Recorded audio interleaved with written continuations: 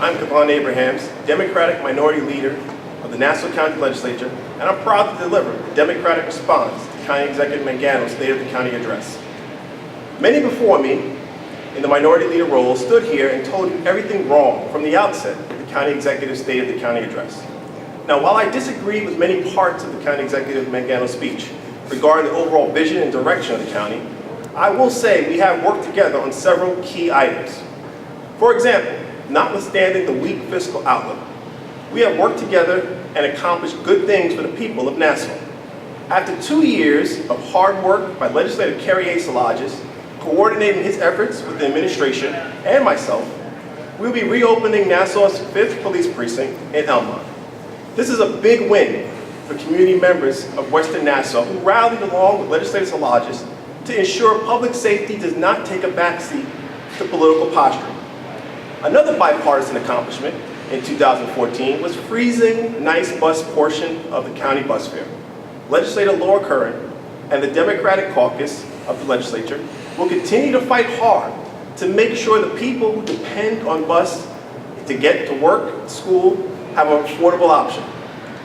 I am so proud to say that Legislator Delia DeRidge-Whitten's diligence paid off when the bill she sponsored to outlaw the use of toxic fracking waste in roadway construction passed in the legislature with full bipartisan support.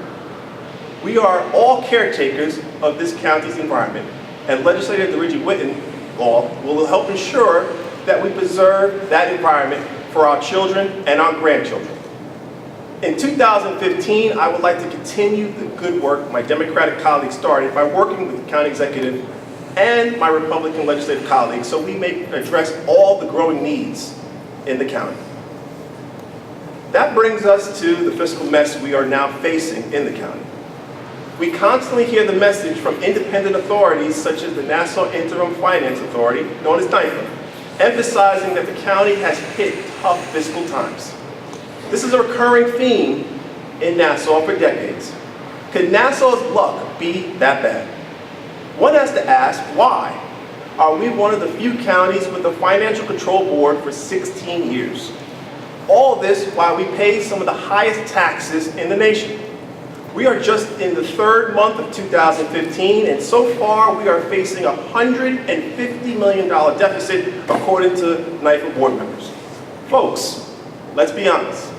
The county executive has said some things tonight, and chances are I will say some things contrary to his position. However, I encourage you to look past both of our speeches and look to the facts. If you look to the facts, you'll see that you were sold a bill of false fiscal promises to not raise your taxes or fees when your pockets are clearly getting lighter. Regardless of your party affiliation, you, like me, want your leaders on all levels of government to be watchdogs for all of us and to be accountable to you. We don't need any more quick fix ideas that don't actually solve real problems. County Executive Mangano was elected to his 2nd term mainly because of one simple promise. He would not raise your taxes. Well, I'm sure we all know how that turned out. When speed cameras were implemented, he said the program would be a great way to bring in revenue and he would not raise your taxes. But weeks before the county executive agreed with the legislature and suspended the failed speed camera program, his proposed budget in September already had a tax increase of 3.4%. My Democratic colleagues and I worked vigorously to prevent this increase, but we did not get the support from the Republican majority to override the Mangano administration tax increase. What the county needs is an overall direction that keeps Nassau residents here and attracts new ones for our future. That strategy takes proper planning and due diligence and not overreaching platitudes or promises. Nassau must grow. The way we grow is by developing our downtowns and returning vacant parcels to the tax rolls. We must expand our tax base so we create more opportunities and not tax hardworking folks this county more and more. That said, any vision can't be done alone. It requires us to work with our towns and our villages so proper zoning is in place. It takes a comprehensive approach with our business and our development leaders so we are on the same page to do what's right for Nassau's future. It requires us not to pass the buck to school districts, but work with them to stabilize taxes and cut costs. None of these concepts are new, but you need effective leadership to get the job done. I believe in leading by example. That is why I'm so proud of the Democratic legislative colleagues who have met the challenges head-on and worked hard to serve the people. For example, in 2014, when a gimmick such as the speed cameras, a gotcha program that was taking more money out of drivers' pockets than making our streets safer, was implemented, Democratic legislator Judy Jacobs led by example. She fought to have the program suspended.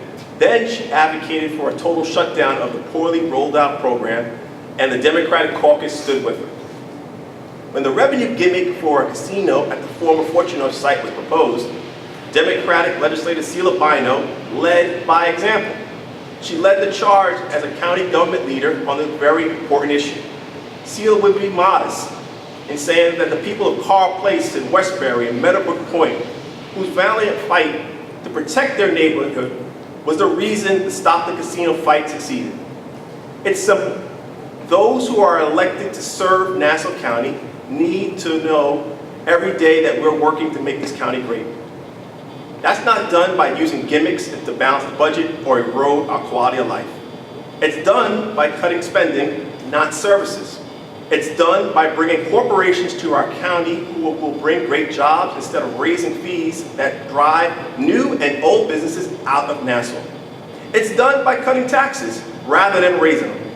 And most importantly, it's about being straight and honest with you and not making false promises.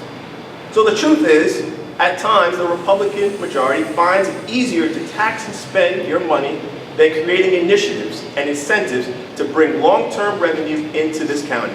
What's worse, instead of coming up with smart ways to cut spending and expand our commercial tax base to bring jobs and real revenue to Nassau, they came up with gimmicks. At the end of the day, you, as a county taxpayer, expect your county government to fulfill the basic responsibilities of running a government, whether it's plowing or paving your roads, maintaining your parks, or protecting your water supply. For starters, Nassau needs real fiscal relief. Regardless of your political party affiliation, we all have a common bond as Nassau residents. And as Nassau residents, we should make sure we lobby Albany for real tax relief that brings future security to homeowners.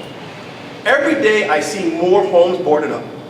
Every day I see more signs our county is in fiscal distress.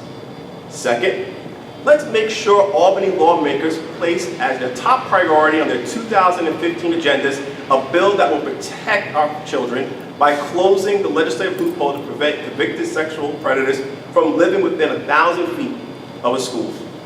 This measure will enhance public safety and quality of life. Third, I also would like to see us come together and call upon all Albany elected leaders to once and for all increase the New York State minimum wage.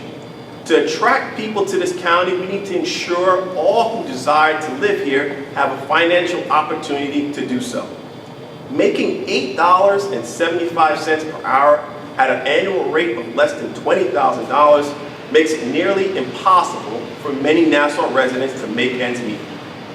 Fourth, it should be our goal to have a government that you can believe in. If you believe in your government, you are prepared to sacrifice for your government. That said, we need to continue to open the doors to ensure our government is transparent. For example, I commend County Executive Mangano for coming together with me in 2014 to support a pilot program to place dashboard cameras in several police precincts in Nassau County.